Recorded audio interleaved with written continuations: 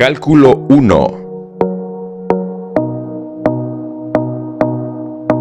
Ahora vamos a demostrar formalmente que el límite cuando x tiende a 2 de x cuadrado más 3x es igual a 10. Eso significa, según la definición formal, lo siguiente. El límite cuando x tiende a 2 de x cuadrado más 3x es igual a 10 si y solo si para todo epsilon mayor que 0 existe un delta mayor que 0 para todo x elemento del dominio de f, tal que si el valor absoluto de x menos 2 se encuentra entre 0 y delta, entonces el valor absoluto de x cuadrado más 3x menos 10 es menor que epsilon. Vamos a empezar con el análisis previo. Muy bien, este análisis previo tendrá una sorpresa. Vamos a ver por qué.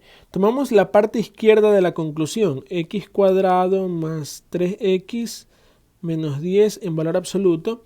Eso se puede expresar sin los paréntesis, así, x cuadrado más 3x menos 10. Ahora factorizamos esa expresión cuadrática. Esto es dos números cuya suma sea 3, cuyo producto sea 10. Suma algebraica.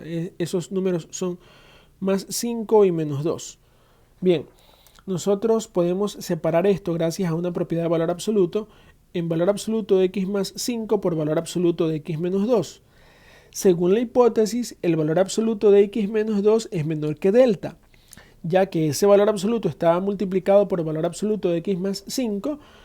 Podemos concluir entonces que toda esta expresión es menor que valor absoluto de x más 5 multiplicado por delta. Bien, aquí vamos a realizar algo que se conoce como restricción de delta. Y hay que justificar bien esa restricción para que eso no implique un bloqueo. Mire, la restricción de delta básicamente consiste en lo siguiente. Se lo voy a explicar de forma bien práctica así. Si usted tiene una función, como en este caso, una función en la que estamos calculando el límite cuando x tiende a 2, ¿verdad? Esa función tiene como dominio todos los reales. Nosotros estamos calculando el límite cuando x tiende a 2. Aquí. Voy a dibujar cualquier función, no voy a dibujar específicamente esa parábola porque tomaría más tiempo y no es necesario. Entonces aquí voy a poner el número 2. Estamos calculando lo que ocurre cuando x se acerca a ese punto, independientemente de si ese punto está incluido o no, aunque en este caso está incluido, es parte del gráfico, no importa si no lo está. Muy bien, tenemos esa función y aquí está el 10. El límite cuando x tiende a 2 de la función es 10.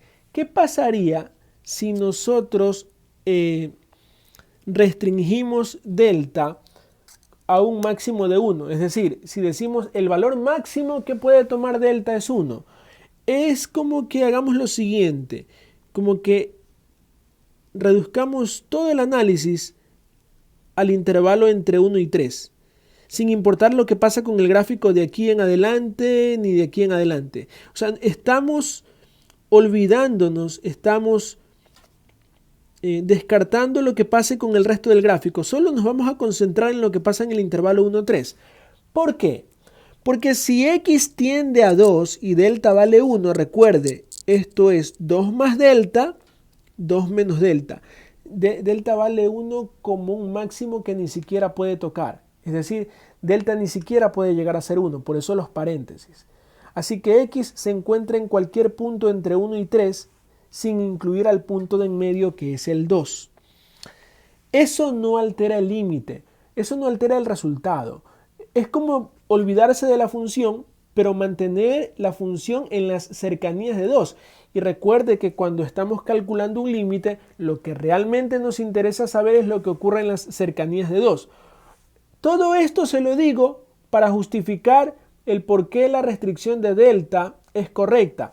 La restricción de delta no cambia en nada el ejercicio, no cambia en nada el valor del límite. Por eso es un paso válido. Ahora, una cosa es que sea paso válido y otra cosa es que tenga que usarlo. ¿Por qué tengo que usarlo? Porque me va a permitir encontrar una relación constante entre delta y epsilon, una relación que no dependa de ninguna variable adicional. Si yo pretendo encontrar una relación directa aquí, tendría que decir que, mire, el problema con el que nos encontramos, tendríamos que decir que esto es igual a epsilon y que por lo tanto delta es igual a epsilon sobre x más 5. Pero si esto vale para todo el dominio de f, debería valer para menos 5 también. Y menos 5 más 5 es 0. Eso produce división para 0. Así que habrán épsilon para los cuales no exista valor de delta y no se podría demostrar. Evitamos siempre la relación variable entre épsilon y delta. No necesitamos, no queremos una relación variable, así que esto no vale. ¿Qué hacemos entonces? La restricción de delta. ¿En qué consiste la restricción de delta? En poner un valor máximo de delta. Es decir, delta es menor o igual a 1. O sea, el máximo valor para delta será 1. De allí delta no pasa. Podemos escoger cualquier número. El valor que usted escoja de delta eso es lo de menos. Realmente note lo siguiente. Si nosotros escogemos 1, estaríamos tomando en cuenta esta parte de la función. Pero si decimos delta menor o igual que 2, lo único que hacemos es un poquito más grande el intervalo que tomamos para analizar la función. Hacer más grande las cercanías de x a 2. Pero eso no importa porque no afecta al resultado. Es importante tumbar mitos, y un mito es que siempre se debe escoger delta menor o igual que 1. La única razón por la que escogemos delta menor o igual que 1 en este caso es porque el 1 es el número natural más pequeño con el que podemos trabajar y por lo tanto aquel que presenta las mayores facilidades de cálculo. Es la única razón. Usted puede escoger delta menor o igual a 1.000.000 si usted quiere, porque 1.000.000 todavía significa cercanías. La cercanía es algo relativo. 1.000.000 puede ser muy cerca dependiendo de con qué se lo compare. Si usted quiere escoger delta menor o igual que 1.000.000, tiene toda la libertad para hacerlo. Pero mejor trabaje con el 1 porque es más fácil. Entonces, valor absoluto de x menos 2 es menor que delta, pero delta es menor o igual que 1. De allí concluimos que valor absoluto de x menos 2 es menor que 1 por la regla de transitividad. Mire que esto de aquí lo saqué de la hipótesis. Y esto de aquí lo saqué de nuestra restricción.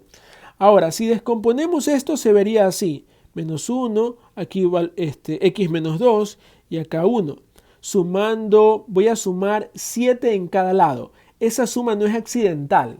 Voy a sumar 7 con el único propósito que en lugar de x menos 2 quede el x más 5, que es la expresión que me está representando un problema aquí, ¿verdad? Entonces, si yo sumo 7 en cada lado, quedaría así. 7 menos 1, x menos 2 más 7 que es x más 5 y 1 más 7 que es 8. Y luego voy a representar esto como un valor absoluto. Si x más 5 se encuentra entre 6 y 8, entonces su valor absoluto siempre será menor que 8. Esto de aquí puede ser controversial, pero es una propiedad que está aplicada a la perfección. Usted debe saber lo siguiente. Cuando tenemos un valor absoluto limitado entre dos números, una variable limitada entre dos números, y usted quiere expresarla como valor absoluto, no es necesario que uno sea el negativo del otro. Lo importante es que de ambos tome el mayor valor absoluto. Es decir, si aquí tiene menos 2 y aquí tiene 9, debo tomar 9. Si aquí tengo menos 10 menor que x y eso menor que 5, entonces debo tomar valor absoluto de x menor que 10. De los dos tomo el valor mayor el mayor valor absoluto. Si yo tengo aquí menos 5, aquí tengo x y aquí tengo menos 1, entonces valor absoluto de x menor que 5. Siempre el mayor absoluto de entre los dos números. En este caso el mayor valor absoluto es 8. Eso me permite hacer lo siguiente, me permite concluir, ya que valor absoluto de x más 5 es menor que 8, que valor absoluto de x más 5 por delta, aquí era menor, ¿verdad? Que valor absoluto de x más 5 por delta es menor que 8 por delta. Entonces, concluyo, haciendo la comparación entre estas expresiones, que 8 delta es, ya no voy a poner igual y luego le explico por qué. Cuando haga restricción usted va a poner menor o igual que épsilon. Por lo tanto, delta es menor o igual que épsilon octavos. Listo. Con eso ya estamos listos para la demostración formal. En la demostración formal voy a empezar diciendo lo siguiente. Sea delta igual al mínimo entre 1 y épsilon octavos. ¿Por qué? Esto justifica el por qué no puse igual. Si yo pongo igual aquí, puedo estar creando una contradicción entre las dos expresiones. Imagine que yo pongo que delta es igual a épsilon octavos. y a epsilon le doy el valor de 16.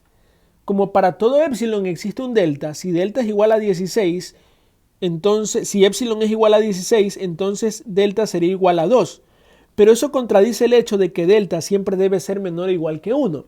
Para que no ocurra ese problema, nosotros ponemos que delta es menor o igual a epsilon octavos. Entonces, si escogemos epsilon igual a 16, con el menor o igual, nosotros lo que estamos seguros ahora es que el delta es menor o igual a 2 y acá el delta es menor o igual a 1. Entonces, ahora sí puedo encontrar valores que cumplan con las dos expresiones. Por ejemplo, delta igual a 1 cumple perfectamente con las dos cosas. Es al mismo tiempo menor o igual que 1 y menor o igual que 2. El menor o igual entonces se usa en ambos casos para que no haya contradicción entre ambas asignaciones de delta. Y para escoger de entre los dos el valor correcto, siempre optamos por el mínimo. ¿Por qué por el mínimo? ¿Por qué no por el máximo, por ejemplo? Porque escoger el mínimo de entre ambos me asegura que las dos cosas sean verdaderas, porque el mínimo tiene la característica de ser menor o igual a los dos valores. Cuando usted escoge el mínimo entre dos valores, por ejemplo entre 2 y 7, el mínimo es 2. ¿Qué característica tiene ese mínimo? Es menor o igual que 2 y también es menor o igual que 7. Es lo que queremos con delta, que delta sea menor o igual que 1 y al mismo tiempo menor o igual a epsilon octavos, por eso lo escojo como el mínimo entre ambos. Muy bien, con esa selección vamos al siguiente proceso con el cual ya estamos familiarizados. Tomamos la parte izquierda de la conclusión, x cuadrado más 3x menos 10, ¿verdad? Y decimos que eso es igual a valor absoluto de x cuadrado más 3x menos 10. Factorizando tenemos que eso es igual a valor absoluto de x más 5 por valor absoluto de x menos 2. Sabemos por hipótesis que el valor absoluto de x menos 2 es menor que delta y sabemos por la restricción, por la elección del delta, como el mínimo entre 1 y epsilon octavos, que siempre el valor absoluto de x más 5 será menor que 8. Así que si esto es menor que 5 y esto es, si esto es menor que 8 y esto es menor que delta, esa multiplicación siempre será menor que 8 delta.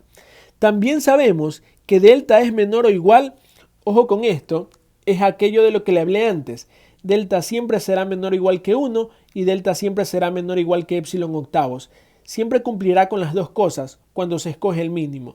Como las dos cosas son verdaderas, yo voy a usar la que me conviene usar en este momento. El hecho de que delta siempre será menor o igual a epsilon octavos. Se elimina el 8 y obtengo epsilon.